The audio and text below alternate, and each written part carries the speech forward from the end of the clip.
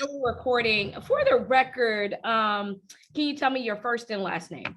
Amanda Axton. Axton, A-X-O-N? A-X-T-O-N. Say it again, one more time. A-X-T-O-N. A-X? T-O-N. T-O-N. Yep. Axton. Okay, thank you so much, Amanda. Amanda, take me back when all of this started. Donnie Middlebrooks, do you know him? Yeah, it's a small town. It's real small, our county, small county. We know just about everybody. I know the boy, know of him. I've had him do some like clean up around my place and stuff like that. He seems like a pretty good kid. He's just kind of gets in a little bit of mischief every once in a while. So what happened? Did he show up at your home? Tell me when he showed up at your home and what time he showed up and what was your reaction? I went to work around 4:30 that morning, and he was on my porch. He didn't say where he come from or where. He looked like he had walked a long ways or so. I'm not real sure. He wouldn't comment on it, and that's where that's about the time he showed up. Did you know at the time that he was one of the escapees? I recognized him immediately. And so what did you tell him? I told him that, I said, you need to turn yourself in. I said, this is silly. This is stupid. You need to turn yourself in. He first said no, he didn't want to. But then he said it took about 4 hours of talking to him. And he finally said he would. So for 4 hours, you spoke with him on your porch, or did you allow him to come in your home, or?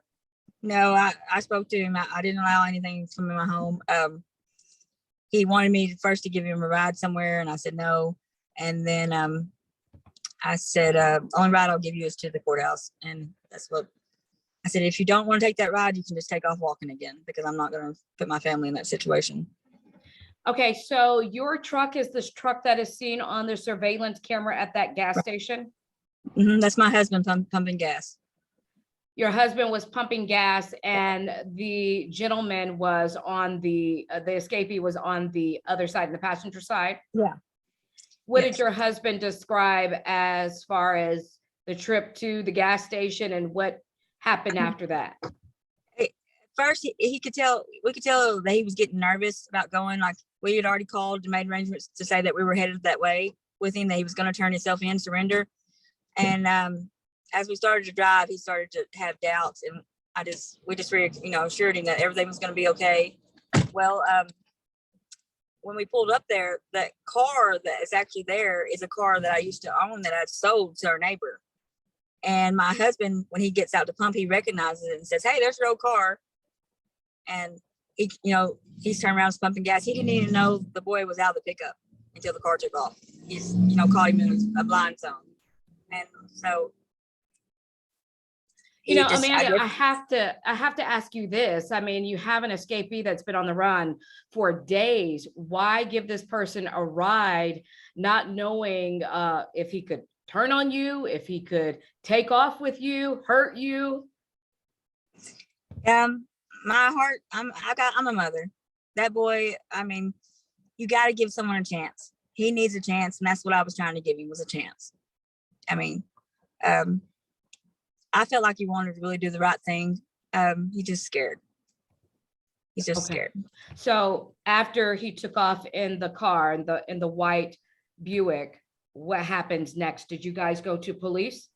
Called immediately to Mark McLaughlin for DA and let him know that he panicked and jumped out of the vehicle, and we were no longer bringing him.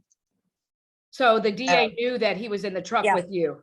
I had contacted the DA, or actually the DA had been contacted saying that he's going to surrender. We were headed that way, but we had to stop and get gas. And I guess those moments of just sitting there, and he just panicked. He just kind of, freaked out. Is there anything else you would have done differently? No. I think no, there's not nothing really I would have done differently. Are you relieved that this is, for the most part, Donnie Middlebrooks being in your car and at your house? Are you relieved that that part is over? I'm relieved that part's over. I hate the ones that are still in the county jail right now.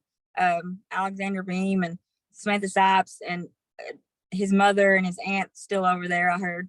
And I know that one of them has a bond, but they're still got a hold on him, won't release him. But you know, they've got him. I just don't know why they're not released yet. They're innocent, you know, people too. It's just they love, you know, that's his family. They love him.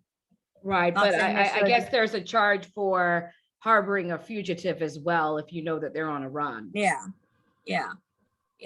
But I mean, Is there, and No. I'm glad you're okay, and I'm glad that no one was hurt in all of this as far as Donnie, the escapee, and you and your husband. Is there anything else you want to add? he never gave us any kind of threats, nothing. Like, he never was violent. He never was. I mean, it was yes, ma'am, yes, you know. He was that's how he was with us. And he even cried whenever he finally said he would, you know, do it. Whenever I told him that his mother had been arrested and his aunt and his friends, and he just said this, you know, they're not involved in this, you know, I can't let them be over there like that. So You know the family pretty well. I mean, I know it's a small town, but do you yes, know this? I do know the family, and I do know those two friends he has in there. I know them real well, and I mean, they're good people. Yeah. When did you, let me ask you this, when did you notice that he was one of the escapees? Did he have on, you know, jail? When I opened the door, he's a tall, lanky kid. I mean, I just recognized him immediately, and his voice was like, he was just in like a scared voice. He needed, you know, some help. What was he wearing at the time? Was he in any of the jail? No. Okay. All right. Anything else? No. All right. And so you've been, obviously, by you calling the DA ahead of time, that, you know, you've been cleared. I think that was one reason why you wanted to call. I wanted the to DA. clear us and just let everyone know we were trying to get him there. He had decided to surrender, and then I guess just a moment of just, you know, scared. So. All right. Did you guys, well, you called the DA at the gas station. Yes. Did you know which way he went? Did you, obviously it's not smart to go after the car, but I don't know what you did at that moment. No, we contacted the DA and turned it over to him immediately to take charge of it. All right. All right, Amanda, thank you so much for speaking with us and kind of shedding more light on this confusing situation. We're trying to put the puzzle pieces together here, and you know, they're coming together one by one. But when you have a lot of people in jail, and then you have the death of this young lady, and not knowing if it's connected in any way, it's good to be able to add another layer of that puzzle piece. I agree. All right. Thank you. Thank you. All right.